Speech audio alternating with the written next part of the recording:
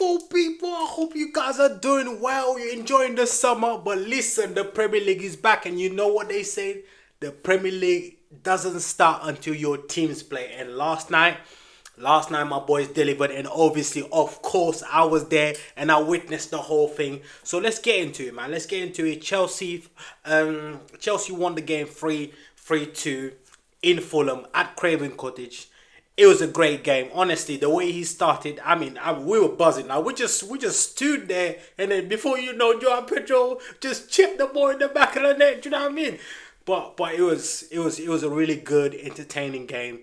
Quite nervy at the end, but in the end we got a W, which is what Xabi Alonso wanted, which is what the whole squad wanted, which is what the whole fan base wanted, and we got that. And so let's start with the positives, man. Let's start with the positives. I thought the attack sums up what most Chelsea fans thought, that this attack could really challenge for the league. And let's just get into it, man. Palmer's back. I don't know what more to say to you, but Palmer is back. This is the best Palmer I've seen since the Club World Cup final against PSG. We've not seen this Cole Palmer last season. We saw a glimpse of this Cole Palmer against Bayern Munich, but after that, we didn't see him at all last season. And this guy right here, the way he was playing, the way he was making passes, the way he was like taking the ball in the half turn, it was sensational to watch. It's a joy to watch. It's a joy to watch Cole Palmer sprint, and you know nothing is holding him. It was beautiful to watch, man. And like I said, the front three is exactly what most Chelsea fans thought. This front three can really challenge for the league. But now we'll talk about the defense later.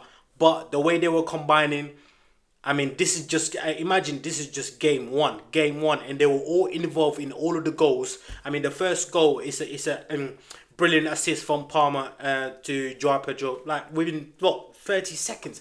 I thought it was 15 seconds. Like when I was at the ground, I thought the goal was within the first 15 seconds. It's later on when I came out. That's when I saw actually the goal was scored in the 30 something seconds. But to us, watching it in there, it was a lot quicker. Because it felt like we just started. Our first action, boom, Joao Pedro dinked the ball into the back of the net. As soon as I saw Joao Pedro running on goal, I knew he was going to dink it. That's his favourite finish. And honestly, Joao Pedro is finishing the season. He's starting the season exactly like he finished it. Full of confidence. Even the number 9 is not troubling him at all, and that shows that this guy is full of it, full of confidence, and he will remind everyone why Ancelotti made a mistake and by leaving him out for the World Cup. The same goes for Cole Palmer. He was absolutely sensational, man of the match. He ended up getting man of the match. He was honestly everywhere. This is the best Cole Palmer, like I said, I've seen since the Club World Cup final. Because last season we didn't get this Cole Palmer. Yeah, he did score 10 goals.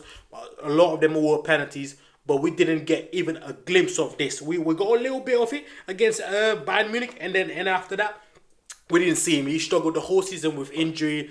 You can tell with his body language, he just wasn't happy.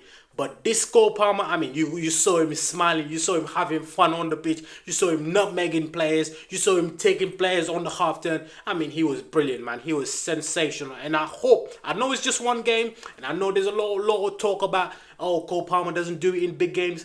This is just the first game of the season. And honestly, I'm so happy to see that.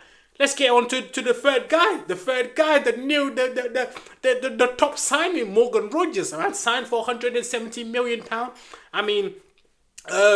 In terms of attack, he was involved as well. He was really involved. Like he was involved in the third goal. He was involved. Obviously, he scored a second goal. Brilliant goal, by the way. And by the way, brilliant assist from Lacroix, who I'm gonna get on to when I get into the defense. But yeah, Rodgers, you can tell that he looked a little bit leggy in the second half, but he was combining with Cole Palmer, Joao Pedro. It's like there's a clear understanding, and this is only the beginning. And if I'm not mistaken, Morgan Rogers only joined the group, I think, less than 2 weeks. So this is really good sign for Chelsea fans. I'm excited, man. I can't wait to go back to the bridge on Thursday. I know he's not gonna play, but I can't wait to go back to the bridge for Brighton either. I'm excited for the season, man, and I feel like this attack, especially this front three, if we keep them fit, one game a week, we can definitely challenge. We can definitely challenge. Now let's move on to the midfield. Midfield, oh, I mean there was positives and there was negatives. So let's start with the positive. Reece James, exceptional, honestly, exceptional. It makes me wonder, do we actually play him the whole season in midfield? Because honestly, he was everywhere. He was literally everywhere, and he was very vocal as well, which is something I really like. I know there's a video of him and Pedro Neto, him telling Pedro Neto like he should have come and track back and stuff, and Pedro Neto shooting. But that happens in football. I'm not making a big thing out of it, because obviously if you don't know, Pedro Neto looks like he's about to get married, and Reece James commented, was the first one to comment it, to congratulate him on Instagram. So I'm not making a big thing out of it. But back to Reece James, he was exceptional, and this is the Reece I love to see, and I feel like the fact that we're playing three at the back and with just two midfield will actually help him a lot, because there will be a lot less ground to cover. And I feel like this actually suits Reece. This three at the back system that Xabi Alonso is going to play throughout the season, he is going to help our midfield a lot more, because they will have a lot less ground to cover, and then a lot more of the ground will be covered by mostly the wing backs and the wider centre back. So I really like that, and I really like the fact that we're compact.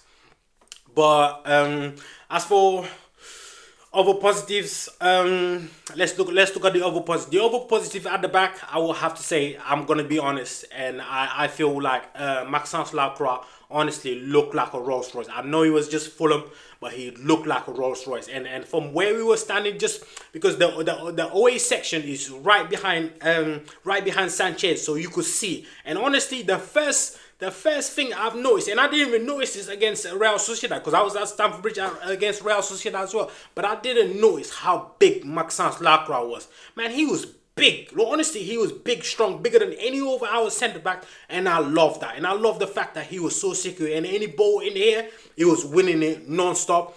Honestly, he was sensational. And the assist, I mean, that's one of the best assists you ever see. The drag back, and then the way he spread that ball just for Morgan Rogers just to pass it into the back of the net. That was sensational. That was like some proper winger stuff. I don't think Giddens can do that. Sorry, Giddens, but you have to take that one. But yeah, he was sensational, and I hope that continues, man. I hope that continues. And the other positive at the back will probably be Josh Achimpong. I thought he was really good, especially in the first, just after the first goal. I thought he had two good clearance in there. I thought he was really switched on. I thought he was really good, and I feel like this three at the back system will actually help him develop a lot. And I really love his performance. I thought the only little thing that I'm gonna hold on to Josh, but it's not really his fault. But he was next to Gonzalo Garcia when Sanchez parried it straight onto him. But we're gonna get into that later. But I don't really blame Josh in there. But as a centre back, if you position yourself better, I feel like that goal could have been avoided. But it's not. That was if we're doing blame percentage, I'll probably give Josh maybe like a little 10%, because he was not really to blame, because there were so many suspect to blame before we even get to Josh. But I really like Josh Achimpong's performance. I thought he was really good. I thought this is a very encouraging performance, and more to come. This is what I want to see from our centre backs.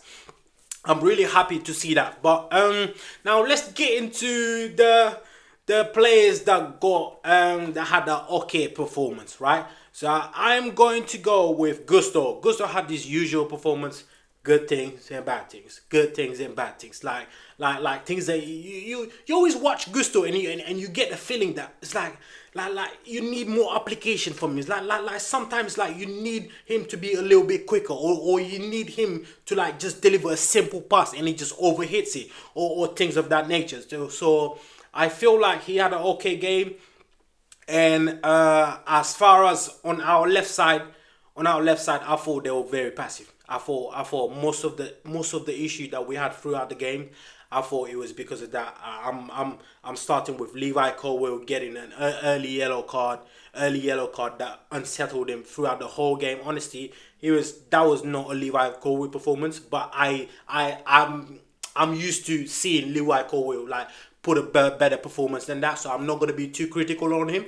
But he's probably going to rewatch that game and then see that the second goal, you clear that better, right?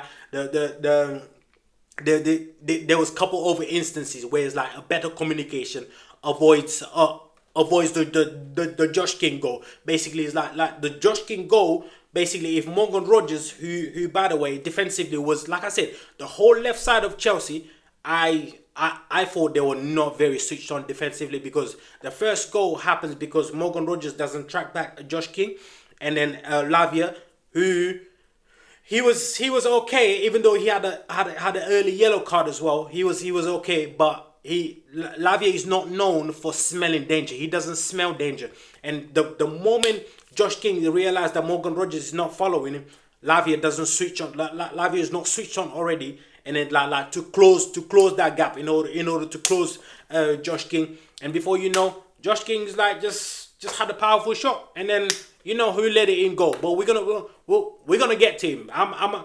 gonna wait this special segment for this fella right here, cause we're gonna get to him, right? So let's get back to Lavia. But I feel like Lavia, he had a decent game, but I feel like with Lavia, it's always the same thing. He doesn't smell danger. And when you want your midfielder to be able to smell danger, sniff it out before it actually happens. And then if Caicedo is there, I'm 90% sure that goal doesn't happen. I'm 90% sure that he closed Josh King, and then the goal doesn't happen. The shot doesn't happen. I don't know if the goal happens, but at least I know Caicedo will be there, either to block the shot or to at least be in front of Josh King and not being too late to close him down. But yeah, Levi Colwill as well. Same thing for the second goal. You have to clear that ball. I don't know what he was doing. He jumped. He missed the ball. He had a performance to forget for sure. Did I forget anyone? In the back? I mentioned Gusto. I mentioned Hato. Hato is another one. I thought he was very passive as well. So he had an okay game, but I feel like he can improve a lot, because he was part of that side as well. They were very hesitant. There's a back pass. There's a back pass that he gives to Lacroix. He's like, he overhits it. I'm like, there's no need to give Lacroix that kind of pass. But these are little things. Like I said, on our left side, I didn't like the performance from the players that were playing on our left side, whether it was Lavia, whether it was Hato. Hato was very passive, wasn't aggressive, because if you're playing a wing back, left side of a wing back, you have to be aggressive. You have to come out and close players down. And the fact that he didn't come out and close players down quick enough is the reason why Josh King was allowed to give the ball. I don't know the Fulham player that he gave the balls to. By the time Hato gets there, it's too late, and then Josh King gets the return pass, and then before you know, bro, Josh King was in our box, and then he just pulled the trigger. Like I said, on that left hand side, I think there's a lot of improvement, and Xabi Alonso is definitely going to look at that, and because there's a lot of room for improvement there. Who else? I've mentioned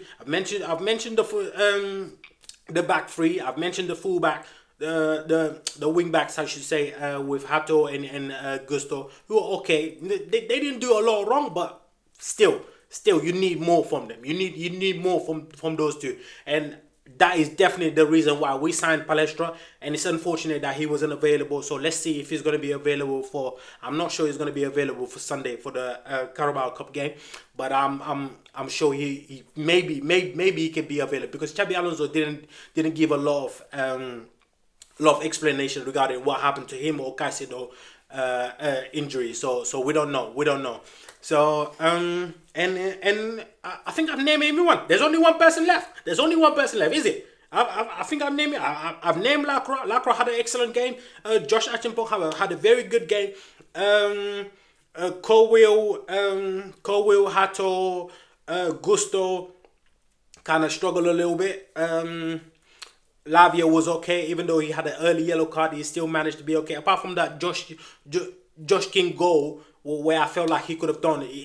If he smelled the danger a little bit earlier, then he could have snuffed that goal out.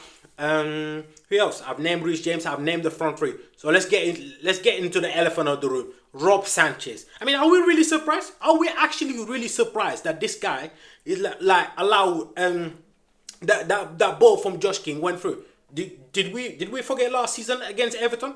You don't remember what he did against Beto? You don't remember? Do you remember under Pochettino? We were leading 2-0 at Stamford Bridge. 2-0 at Stamford Bridge. We're cruising. Mikel Mudryk just scored a goal. Some people are still saying it's a cross. Whether it was a cross or not, we were cruising. I was there. We were cruising. And all of a sudden, what does he do? He passed the ball to Declan Rice. And Declan Rice put the ball in the back of the net. And we ended up drawing the game 2-2. And if it wasn't for Havertz being bang average that day, we probably would have lost the game. Because at the last minute, Kai Havertz had a chance to win the game. And he missed it. But like I said, it's always been the same issue. And I've said it in pre-season. We cannot be taken serious as title contender as long as we have this guy in goal. And I'm sorry.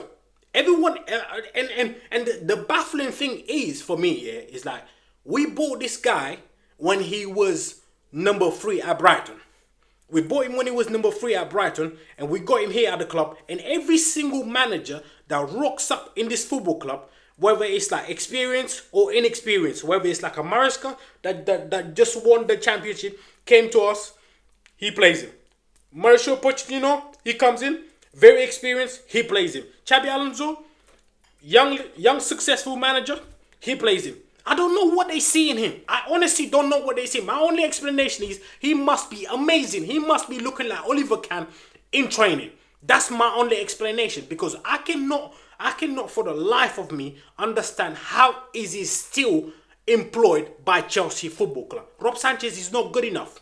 He's not good enough for any other Premier League team apart from Chelsea. Only Chelsea are willing to sit and wait and tell you that, we believe in Mike Penders. We believe in Mike Penders, but we need to make the bed for him, you know? We need to make sure Rob Sanchez is playing those early games until Mike Penders gets enough confidence. Are we seriously doing this? Are we really doing this? Are we trying to win? Are we trying to win the league? Are we trying to compete like to push Arsenal? Or is this a whole experiment? Because I feel like this is a fucking experiment. Because if you're building a building, right, you don't go and get some woods as a foundation, right? You don't start your foundation with a bunch of woods. And like let's say you want to build a house, and then you go in and get some wood for foundation. Because that's what Rob Sanchez is, right? Our foundation. It doesn't matter what we do. It doesn't matter what we do. We create. And the moment we create everything is nice. We're building everything is nice. And all of a sudden, you realize the foundations are in wood. And all of a sudden, a fucking tornado coming here. Boom.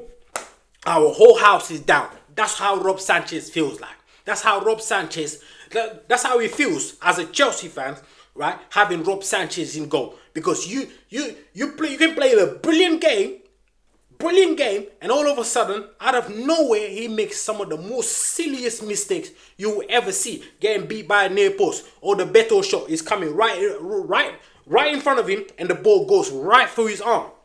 And yet, last season, you had fans defending him, telling me, oh, no, the reason why he couldn't stop that Beto shot is because Liam Rossignol benched him. So when Liam Rossignol benched him and picked Jorgensen against PSG, he lost confidence. That's why he couldn't grab that ball. Fans was telling me this on Twitter. I can't believe I'm saying this. But fans were telling me this. Like I said to you, and I'm going to repeat it, this is the only reason why I'm going to do the Premier League predictions tomorrow, right? We're going to do the Premier League predictions tomorrow. But like I said, as long as Rob Sanchez is here, I can't see us being a serious challenger. Because we're gonna rock into one game, and usually we rocked into one of those games where we least expect him to do a mistakes. Because what he normally does, right? He comes in, he makes one mistake, and he doesn't make another mistake in the next 10 games.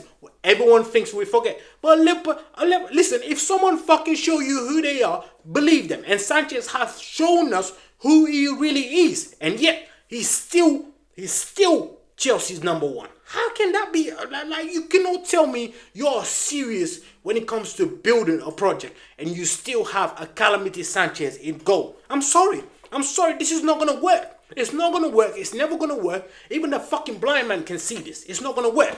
Everything that we built, this guy comes and just fucking crush it to the ground. I'm sorry. We just can't. I would rather watch Mike Penders make mistakes. I know. I've watched Mike Penders play for Strasbourg. I know he's not ready. Why didn't we go and then go get a James Trafford? A Premier League ready. Someone who's ready. Someone who's proven that he's ready. I've seen him in cup finals against Arsenal performing very well. I've seen him do that twice. I've seen him perform very well against us in another cup final. Right? How come we're not going and spending that 40 million, but no, we sit there and then we allow Sanchez to ruin our fucking evening every once in a while? How do we do that? How can I take these sporting directors seriously? Honestly, huh? This is why I'm gonna end the video. I'm gonna end the video like this because yet we won another game, and yet, like I said, when I was watching the game, I was in the stands and I was with my boy. I was with a couple of my boys, and when the Josh King goal happens, it happens right in front of us. When it happened, and I said, I'm glad it happened. Because the reason why I said I'm glad it happened, because this is week 1. So if this happens week 1, now everyone can see it. Now no one can act like we don't see it. You can't be blind to it. The transfer window, there's still a couple days left. We're not going to address it. Watch this. I'm telling you, I'm doing this video the day after the game. Watch this. We're not going to address it. Emi Martinez is available for 10 million. Why can't we go and get someone? If we feel like Mike Penders is not ready, why can't we go and get someone like Emi Martinez, someone that's experienced, right? We buy Mike Penders more time. At least we buy Mike Penders more time, and at least us fans. Well, I mean, if you go to Stamford Bridge, you know this. You're going to see this video and you're going to know exactly what I'm telling you. Every single time Rob Sanchez controls the ball at Stamford Bridge, the whole fucking fan base is nervous. If you've been to Stamford Bridge, you know exactly what I'm telling you. If you've been to any Chelsea games for the last couple years, you know exactly what I'm telling you. Every single time he controls the ball, the whole fan base is nervous. Everyone's nervous. Now, what's he going to do? What is he going to do? It's always like this with Rob Sanchez. When are we going to change? Are we really seriously want to challenge? Do we really want to challenge, or are we pretending that we want to challenge? Which one is it? Because I don't understand how we have this guy. Everyone can see. Everyone and their mama can see that this fucking guy is rubbish. He's not good enough. He's not the answer. Even if we're challenging. Let's say our ambition is not to win the league. But just to challenge. Just to get close to Arsenal. He isn't good enough for that. So why is he here? Somebody explain this to me. Why is he here? Because like I said to you, my only explanation, the reason why all these managers that have come to this football club under this regime, that have seen Rob Sanchez at that football club and decide to pick him, he must be looking like Oliver fucking Kahn or the second coming of Manuel Neuer in training. That's the only explanation I can give you. Because I don't know why. Because I would rather fucking stick Gittins in goal than fucking see Sanchez. I hate this guy. I told you this. Honestly, I remember when we signed him, and I remember a friend of mine that used to work for the club told me, Mas, I can't believe we're signing this guy. I said, why? Because I didn't know about Sanchez. I don't watch Brighton that much. I only watched him when they play Chelsea or when he's on Sky Sport.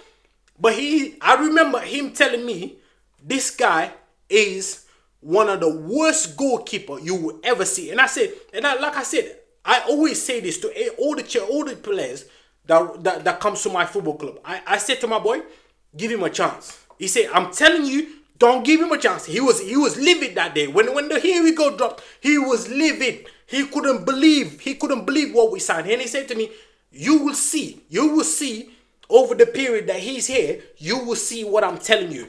And I saw it straight after when we play Arsenal. We were cruising, like I said, we're cruising 2-0. I'm sitting there, I'm chilling, I'm enjoying my fucking juice at Stamford Bridge. We're 2-0 up against Arsenal, a team that we haven't beat in a very long time. Yeah, what does he do? He fucking passed the ball to Declan Rice when there's no pressure. There was no need to pass that ball there. And he passed it to fucking Declan Rice. Declan Rice looked at the empty of the net, passed it to the back of the net. Before you know, we're 2-2 against Arsenal. This is the same guy. And that was what I'm saying right here. That was damn near 3 years ago or 4 years ago, if I'm not mistaken. Yet he's still here, still making the same mistakes. We go to Manchester United last season. He comes out and do some stupid shit, gets himself sent off. We could have drew this game. Last night we could have drew this game because there was a ball over the top. If Robinson has a better lob, it's 3-3 because Sanchez hesitated to come out. But this is the kind of situation that we're dealing with. And I'm tired of saying this. And like I said, when the goal happened, I remember saying this to my man. And I said, and to the guy next to me, and I said, I'm glad this happened. Because this is happening in week 1. So now we cannot run away from the conversation. Because the whole conversation throughout the Chelsea fan base was everything but Rob Sanchez. Everything but Rob Sanchez. Oh, do we keep Jackson? Oh, do we keep this person? Oh, do we keep Enzo Fernandez? Oh, do we do this? Do we do that? But not the foundation. No one wants to talk about the foundation. That is a clear, glaring issue there. No one wants to. It's like seeing a pothole and every driver is just blind to it. Everyone is like just driving on the overside. No one wants to talk about it. No one wants to call the council and tell them there's a big, massive pothole on the road in there. That's who Sanchez is. That's who really Sanchez is. Honestly, I'm tired of this guy, man. I'm fucking tired of this guy. And before I end it, let's talk about Enzo Fernandez. I thought he came on, he did a typical Enzo Fernandez. But like I said to you, I don't know if I said it here, but I'm gonna say it here. I honestly, I am numb to Enzo Fernandez. Whether he goes or not, I couldn't care less. Honestly, I could not care less. Could not care less. Honestly, I could not care less. I know there's a lot of fans out there that will defend him for any fucking thing that he does.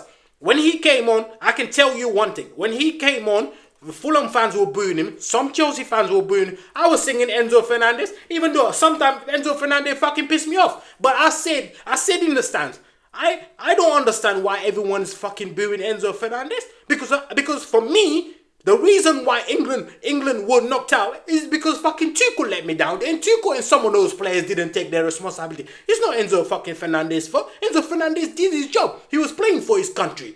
So I don't understand it. They did it against Real Sociedad when I was there. When he came on, they booed him. I still sang his name. I don't usually sing people's name, but I usually sang his name just so people knows. And I express every single time that happens. And I'm going to say it. I'm going to say it around people, whether you like it or not. Tuchel fucking let me down. Tuchel and those players let me down. Enzo Fernandez didn't let me down. And as for Enzo Fernandez at Chelsea, like I said, I couldn't care less. If he stays, good. If he doesn't stay, good. Because for me, the moment you start twerking for another team, it's all right. You do what you want. Football.